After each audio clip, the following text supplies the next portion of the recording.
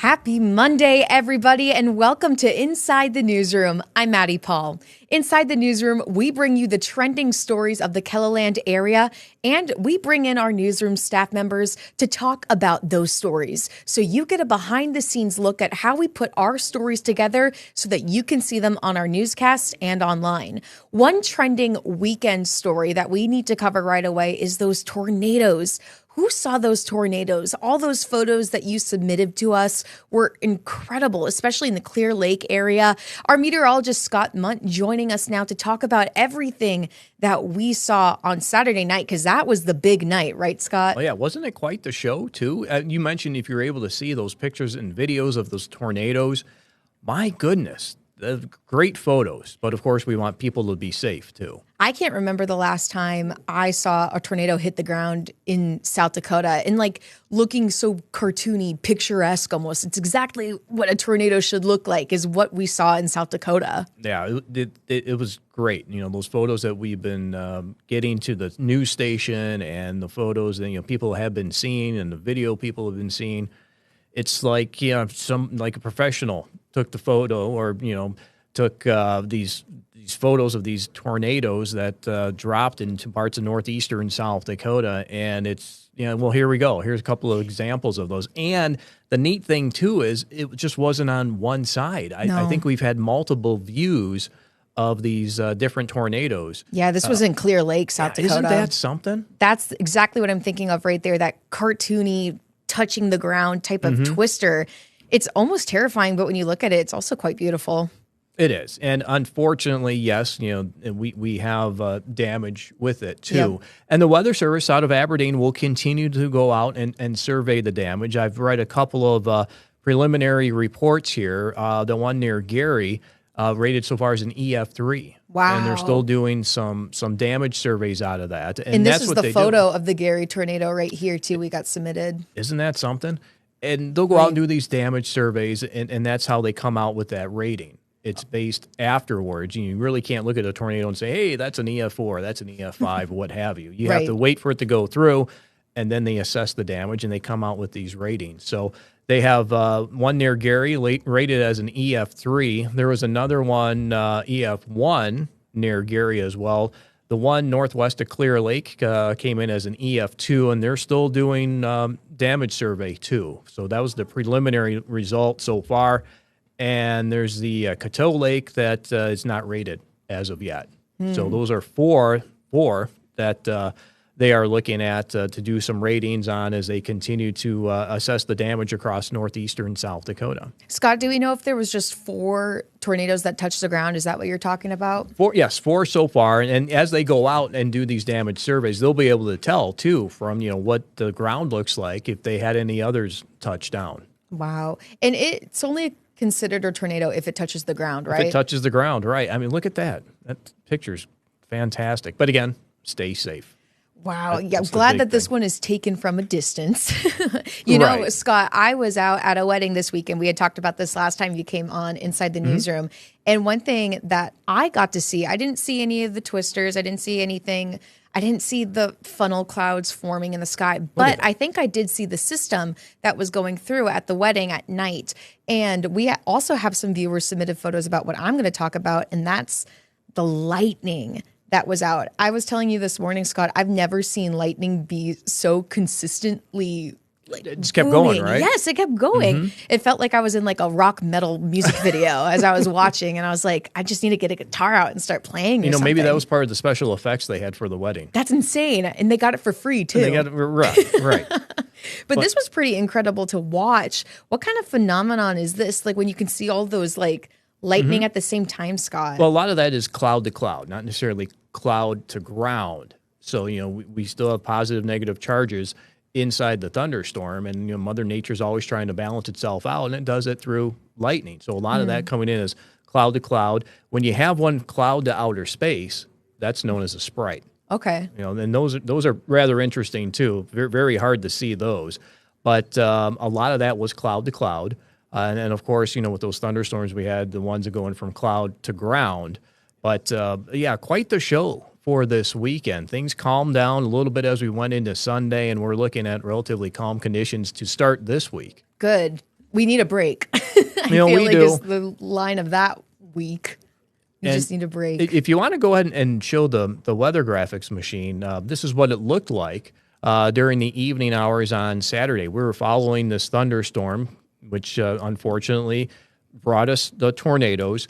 And the interesting thing here is, as this eventually goes into motion, it was back building, meaning things were developing to the west and to the southwest of the system. And you could see those different icons coming in, and we've highlighted a couple in here of those tornado reports that were coming in with this as well. So we had a lot of these developed there. That one around 8:30. Again, these slowly tried to make their way to the east, and a lot of it, again, was confined into Dual County, spreading over in the west central Minnesota and there to the north of Canby. Gary was an area that they were watching closely as well. We also had some reports of hail come in with these storms in northeastern South Dakota. And we cannot forget about the heavy rain, too. Yeah. You know, all these storms that we've had in June, you know, which is typical, producing some very heavy rainfall. So quite the weekend we had in the northeastern South Dakota.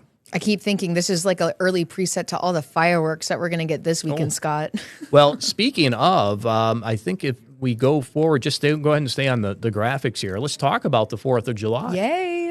We are unfortunately looking at the chance for showers and thunderstorms. Now, Oh, no. Yeah. Futurecast already bringing this in around 3 in the afternoon. I'm more interested probably later in the afternoon, around 5 or 6 o'clock. You know, that's when we typically start to see these thunderstorms go. And we have that in the eastern and southeastern South Dakota around 5 or 6.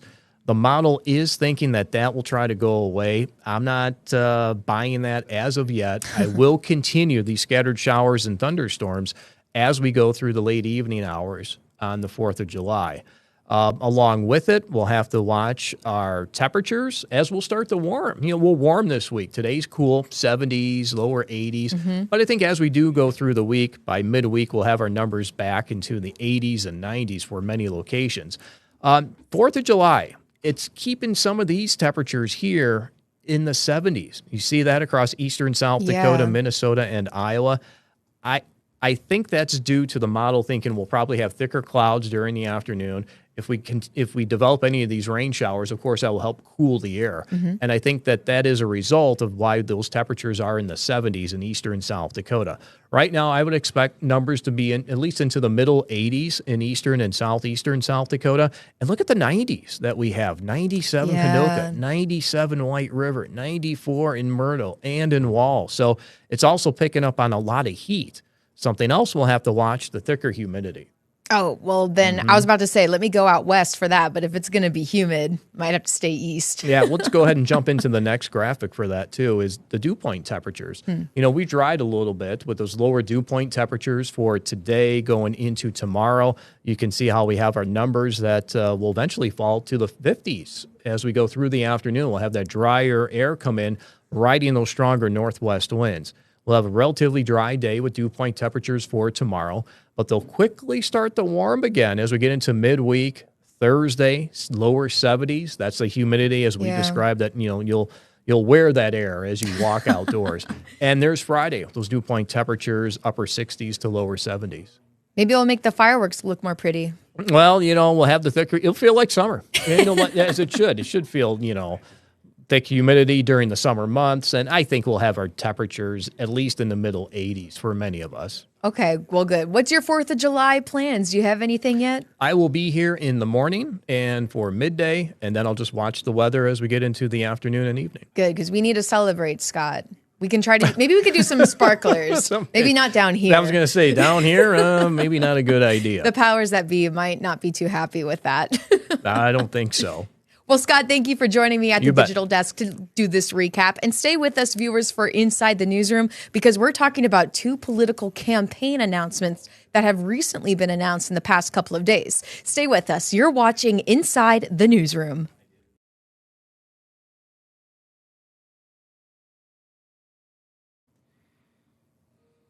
Welcome back to Inside the Newsroom, everyone. Over the past couple of days, we've heard two big political announcements for South Dakota.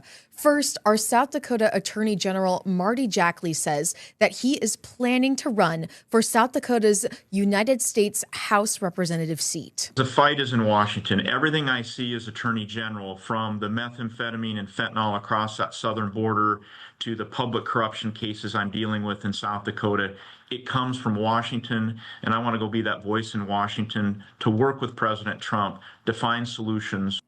Our reporter Dan Santella joining us now, who covered this story on Friday. And Dan, you kind of had to change your coverage plans as this announcement was coming out, right? Well, in the sense of I wasn't expecting it. Right. I took a call from someone in South Dakota politics and learned about developments. And, it certainly came out of left field, but that'll happen sometimes. Mm-hmm. And set up the interview with Jackley, and there we were about his plans to run, the plans to run. We're less than a year away from the primary now, 11 months. So it's really not that far away. And so it's almost to be expected that names would start to trickle in on different races. And this is a lone U.S. representative seat for South Dakota, and he is planning to run as Republican, mm-hmm. right? Yep, exactly. And that's Dusty Johnson has had that for a few terms now. But yeah, the only House seat in Washington for South Dakota. The only one. And today it was announced that Johnson is running for South Dakota governor. And here's what he had to say today. I think we do need focus. And sometimes politicians and the political environment loses focus. We need to be lasered in on smart children, safe communities, strong families, better jobs. And I'm just so excited to grab that baton. Dan, these are two different political stories that you've been covering over the past 2 days. But what have you found about these stories that you would like our viewers to know?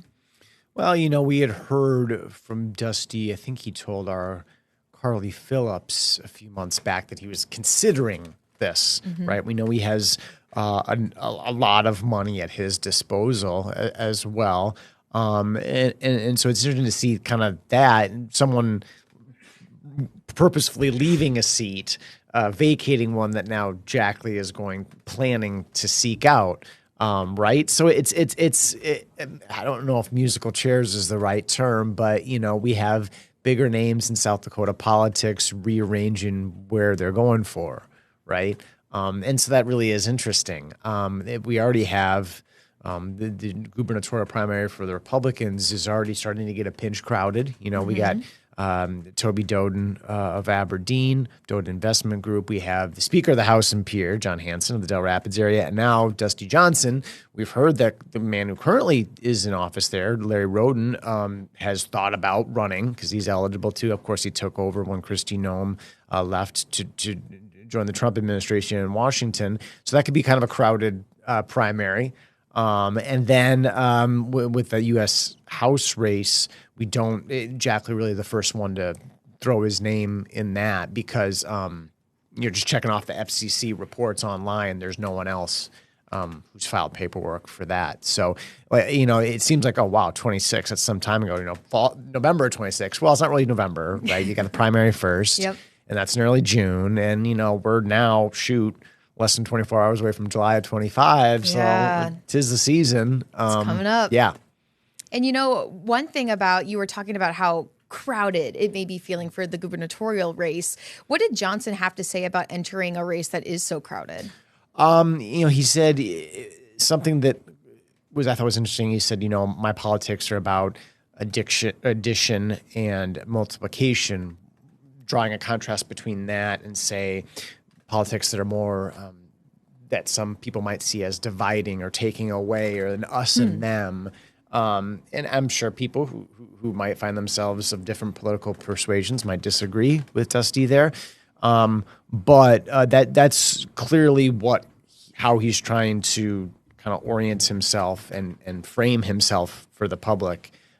Because, Toby Doden of Aberdeen made the comparison of he to Johnson is like light versus dark, good versus evil. Pretty Right. stark terms, Right. right? Pretty stark terminology. And so I think it was, to me, it sounded very purposeful when Dusty was sharing that today about I'm about addition and multiplication, already trying to establish a difference between himself and Doden. To what degree whoever becomes a front runner and whoever is sort of running from behind, we will see that in the months to come. That's still to be determined. We know that Dusty Johnson has a high name recognition. He's no stranger to not only to people who follow South Dakota politics, but people who just kind of live in South Dakota, know South Dakota, right? And maybe Doden and Hansen have less of a name recognition for right now. I think that's is pretty fair. Yeah. So that'll be all part of the process. And, of course, it's very early in it. Yeah. That's a great point. And you're talking about what stuck out to you with your interview with Johnson. Did anything stick out to you with your interview with Jackley? I wasn't expecting it. I wasn't expecting that announcement. Jackley has run for higher office before. It was 2018, I believe. He lost to Kristi Noem in the Republican gubernatorial race. And he had told us, and I had reported that he was considering a gubernatorial run. But this was a difference from that. Politicians are always seeking to put themselves in a specific light, right? They're framing their candidacy and their issues and what they're looking for. And very early on, right away in the first 30 seconds of the interview, Marty immediately aligning himself with the White House, right? Yeah. Working with President Trump. And so that's interesting too.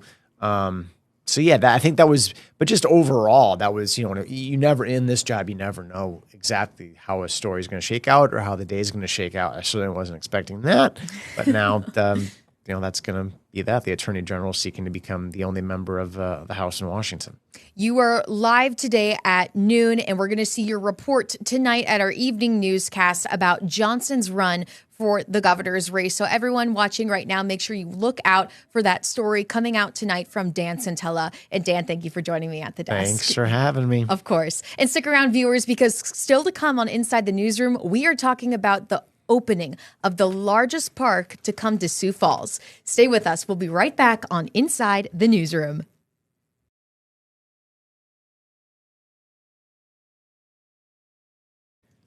Hello and welcome back to Inside the Newsroom. Now, the city of Sioux Falls is opening their largest playground in the city today. This is an experience you don't get everywhere. You can't. This is the only refrigerated outdoor ice skating ribbon in South Dakota. Right? If you want to do an experience like that, you got to go to Omaha or Minneapolis. So we have one here in Sioux Falls. We also have an all-abilities, all-inclusive playground right behind us that you don't find everywhere.